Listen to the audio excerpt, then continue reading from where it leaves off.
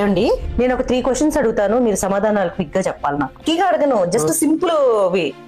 అయితే okay. First one, okay. మీకు నా మాటలు సోదిగా అనిపిస్తున్నాయా? మీరు నన్ను భరిస్తున్నారా? లేదే. అయితే జీవితాంతం భరిస్తారా? భరిస్తాను, దాన్నే ఉంది. అంటే మీ ఉద్దేశం నన్ను మీరు భరిస్తున్నారా? నేను మీకు సోదిలాగా అనిపిస్తున్నానా? నేను ఎప్పుడన్నాను? ఇప్పుడు మీరేగా చెప్తున్నారు. నువ్వు అడిగిన దానికి నేను అన్నాను. నేను ఇట్లా అడిగితే మీకు ఎట్లా సమాధానం చెప్తారో మీరు అని నేను ఎక్స్పెక్ట్ చేశాను. సెకండ్ది, ఒకవైపు ఆలియా భట్, ఇంకొక వైపు కత్రినా కైఫ్ ఉంటే మీరు ఎవరిని పెళ్లి చేసుకుంటారు?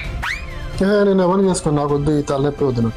ప్లీజ్ ప్లీజ్ ప్లీజ్, ఎవరో ఒకళ్ళని, నేనేమనుకోను, ఎవరో ఒకళ్ళని చూస్ చేసుకోండి. కత్రినా కైఫ్ అంటే ఇష్టం, కత్రినా కైఫ్ చేసుకో.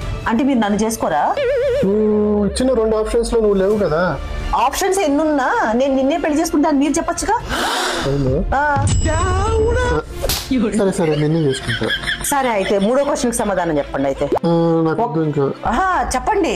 ఒక అందమైన అమ్మాయి మీ ఎదురుగా వచ్చి మిమ్మల్ని పెళ్లి చేసుకుంటాను అందనుకోండి, ఆ అమ్మాయి నేనే అయితే మీరు నన్ను చేసుకోరా? అసలు నన్ను చేసుకునే ఉద్దేశమే మీకు లేదా? అసలు చేసుకునే ఉద్దేశమే లేదా మీకు?